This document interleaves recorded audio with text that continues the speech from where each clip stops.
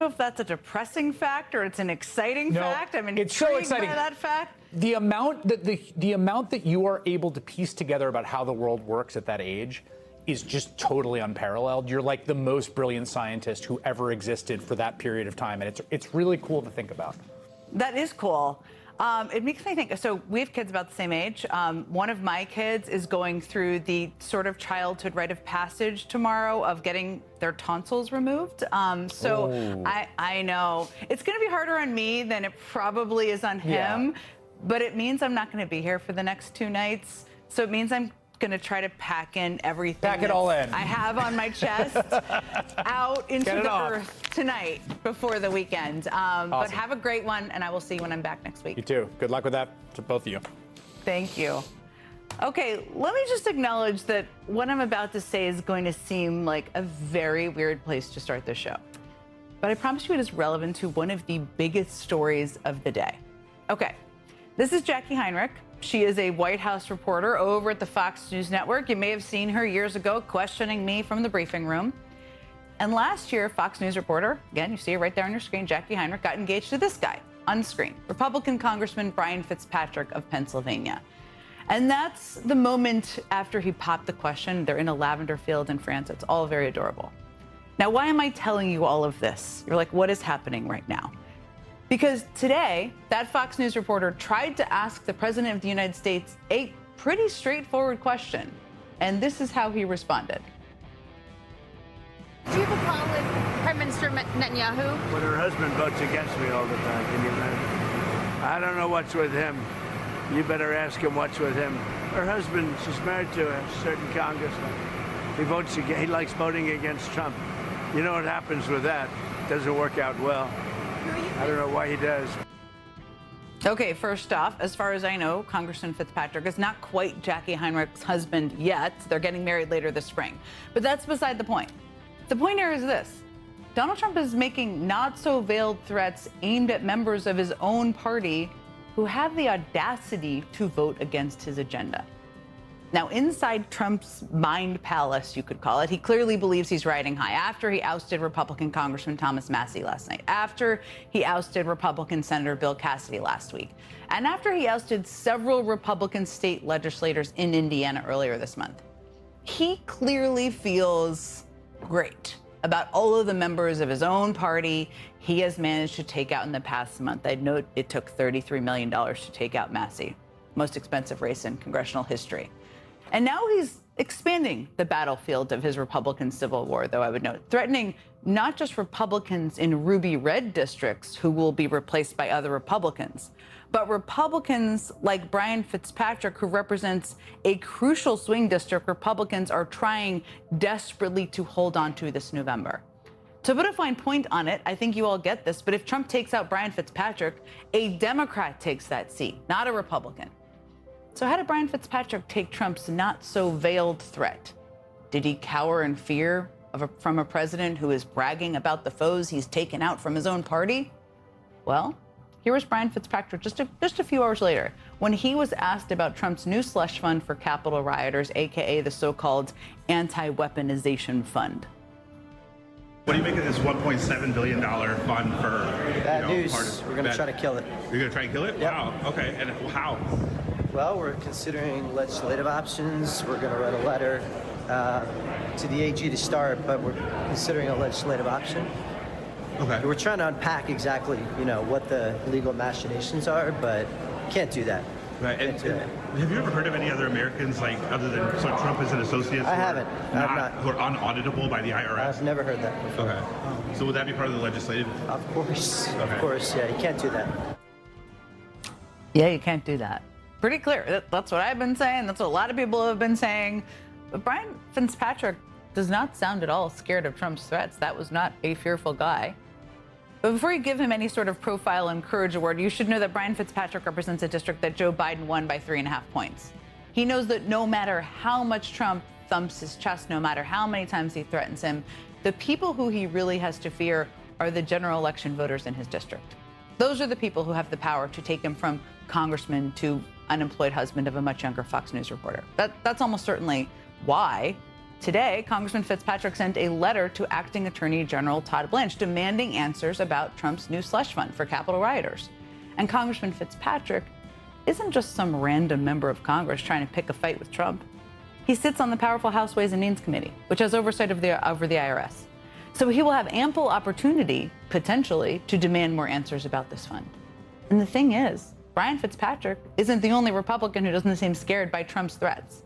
Today, Republicans are preparing to strip the taxpayer money for Trump's very unpopular ballroom project out of their latest funding bill. Trump had pressured Senate Majority Leader John Thune to take drastic measures to force that funding through Congress. He even pressured Thune to fire the Senate parliamentarian so they could override the rules of Congress, all to get his precious ballroom money.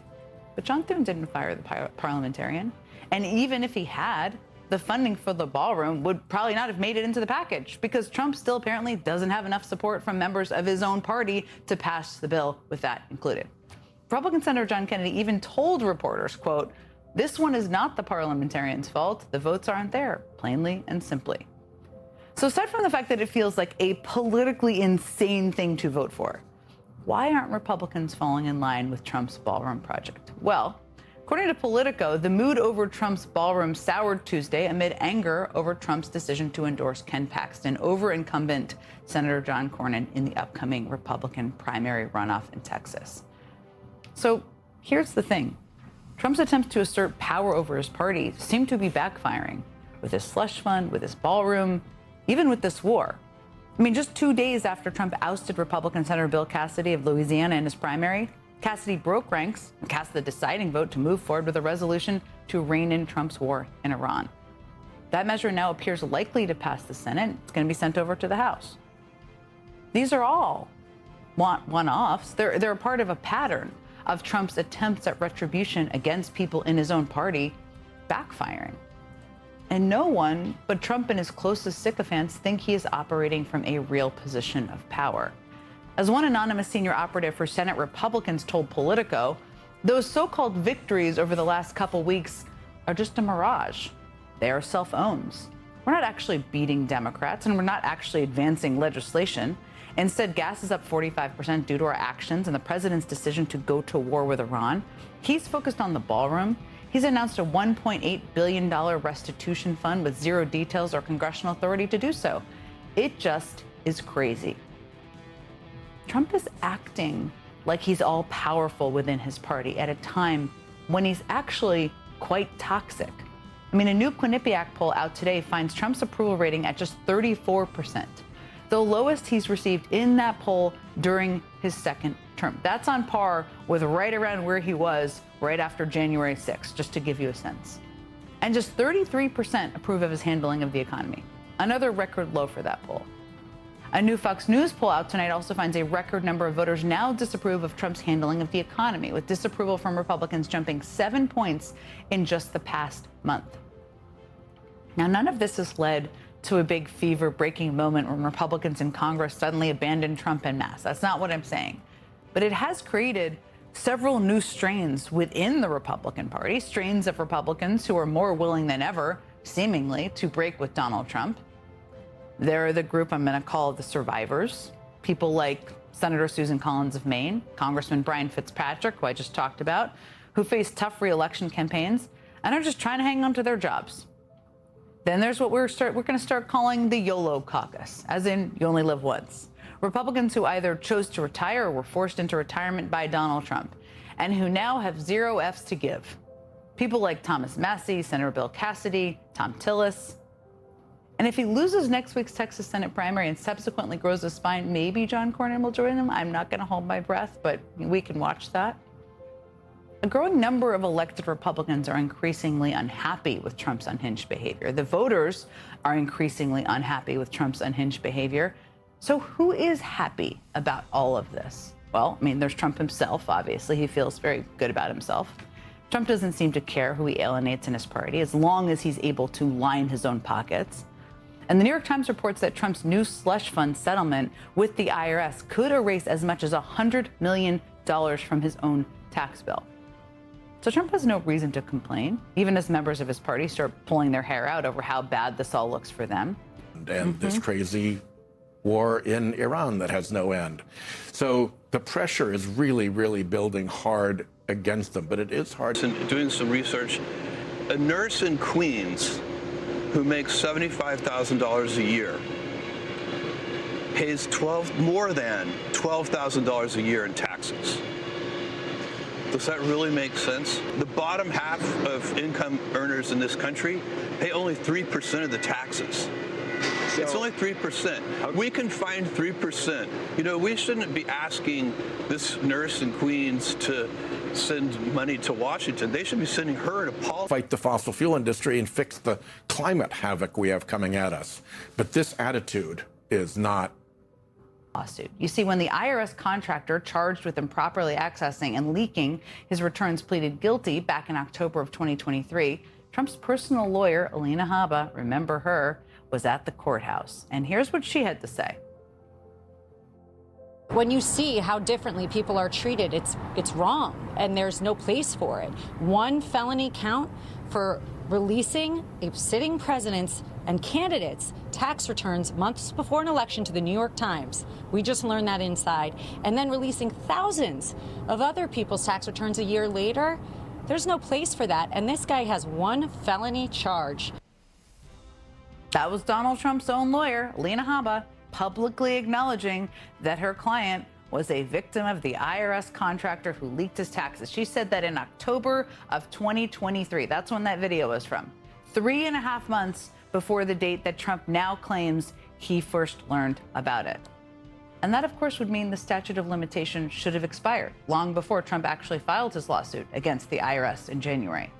So the fact of the matter is, as ridiculous as Trump's new slush fund is, as offensive as it is, as crazy as the reactions from all the rioters are, the pretext that the Justice Department used to create it was just as BS, full of it. Joining me now is New York Congressman and former federal prosecutor Dan Goldman. Okay, there is a lot to say about this slush fund, but I just want to start with this very specific detail. It feels like there is clear evidence here that it was outside of the statute of limitations. I mean, we just showed the Alina Habba video there. This is something that was in a letter Congress also sent, Democrats in Congress also sent, making this point. Now that there is a settlement, though, legally, is there anything that can be done about that fact? Well, the interesting thing about the settlement is that it's not really a settlement of the lawsuit. What they did is because they realized that 2 days later, the judge was going to dismiss the case because the parties were not adverse to each other. Donald Trump, under his own theory of being king, controls the IRS and the Department of Justice and is the plaintiff. So the judge was about to throw it out, as you can't have a lawsuit between the same people, same person. So that's one reason. And so what they did is, rather than settle the lawsuit as part of the case, which the judge would have had to have approved, they withdrew the case altogether. And then they had a separate settlement that looks like a settlement of the lawsuit, but is not anything related to the lawsuit. And so they obviously did that because this was all a ruse to begin with. It was all a manufactured mechanism to try to Castro for killing 4 people when Cuba downed 2 planes more than 30 years ago. Now, if the Justice Department indicting a foreign leader is giving you quite a sense of danger. And just very quickly to go through it, the absurdity of it. Look, I'm not here to defend the Cuban government, but the reality is the scarcity in Cuba is not because its leaders stole some money from the people. It's because there's been an embargo for decades that denies basic goods and denies Cuba access to the international financial system. And because there's been a full blockade on Cuba for months, which has denied them fuel, which has led to power shortages, which has killed people, because if you cut off power to hospitals, people die and children are malnourished. Second, the absurdity of him talking about the corruption of billions of dollars being stolen at the same time that Donald Trump, his family, and his cronies have been looting literally the American treasury or leveraging American power to get billions of dollars in cryptocurrency.